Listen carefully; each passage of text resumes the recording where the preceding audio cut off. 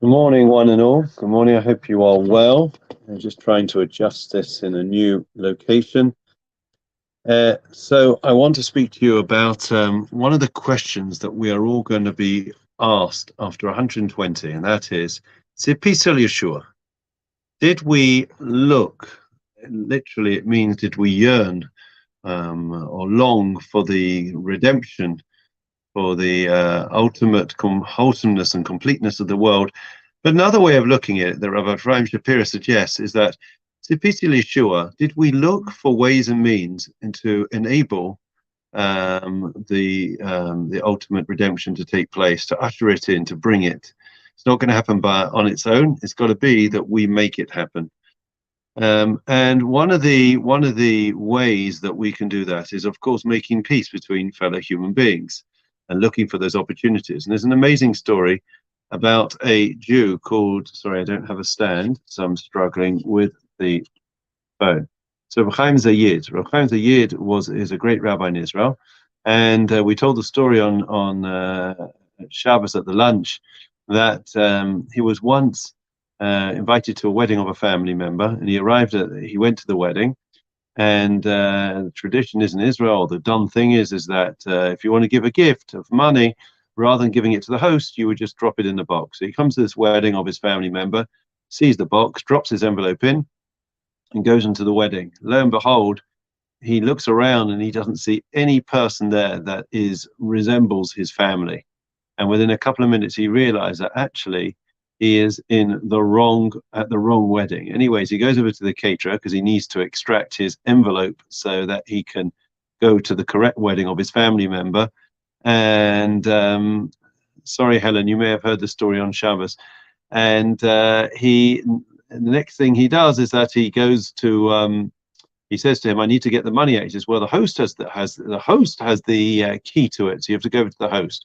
As he turned around to ask the host for the key so that he can extract his envelope, the host looks at him and says, "I can't believe it. The great Reb Chaim Zayid came to my wedding, my son's wedding. I can't believe it. That's such an honor. I didn't even invite you and you came. That's amazing. I'm so honored. You must stay." Anyways, he couldn't leave, and for the next 2 hours he found himself at this wedding. And eventually he managed to make his excuses, and he left and he hurried to the other wedding of his family member, arrived there, was able to stay a few minutes, and that was the end of it. The next day he gets a phone call. Listen to this, friends. He gets a phone call from the father of the chosen, the host from the previous night. And he says to him, I want to thank you for coming. It was incredible, so unexpected, such an honor. But I want to say something more, that you taught me a great lesson. That even when sometimes when you're not invited, or somebody didn't invite you, you should make that effort. You should overlook that the fact that you weren't invited. And I want to tell you a story that 5 years ago, I wasn't invited to a wedding of a very, very close friend, a childhood friend. We'd grown up together. I thought we were best friends, and I didn't get the invitation. And I didn't go, of course, and I was devastated. And basically, that was an end of the friendship. I never spoke to him again. I haven't spoken to him since. And last night, after I saw that you came and made the effort, I decided I was going to pick up the phone to apologize, or to at least make up to him. So I did. I said to him, "You should know that you really hurt me. You should know that you really hurt me by not inviting me. But I'm prepared to overlook it. Let's let bygones be bygones, and we're gonna carry on our friendship. Try and make it up." Anyways, that was the end of the conversation. So Chaim Zayid is walking down Rehov Rebbe Kiva, and all of a sudden he hears his name being called. Turns around, and this guy comes up to him and says, "I don't think you know me, but you came up in conversation. You see, I got a phone call from a friend. We fell out. He told him the whole story, and Reb Chaim Zayid says, yeah, I know about that, because your friend called me up earlier to tell me the whole story." He says, no, but I want to tell you my side of the story, which you may not know. Sorry, Helen, I know you heard this on Shabbos. And he says to him, in fact, I did send an invitation to my friend. The invitation, apparently, for some reason, it never arrived at him, and it was returned to me.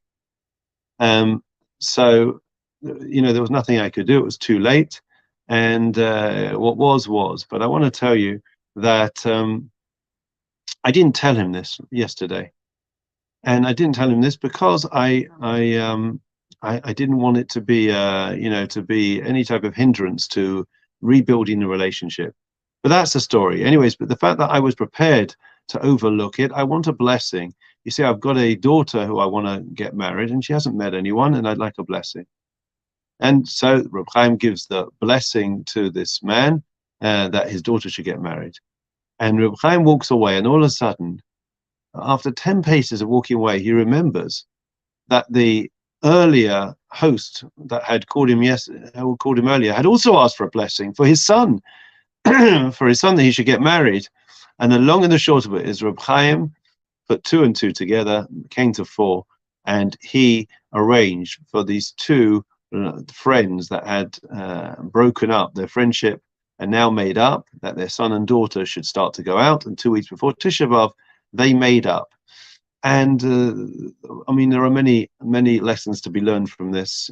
Firstly, we shouldn't leave things and let them linger. We should let bygones be bygones and try to move on and confront things, and also never to make assumptions. If we don't get invited, or if somebody does say something, doesn't say something, we should always give people the benefit of the doubt.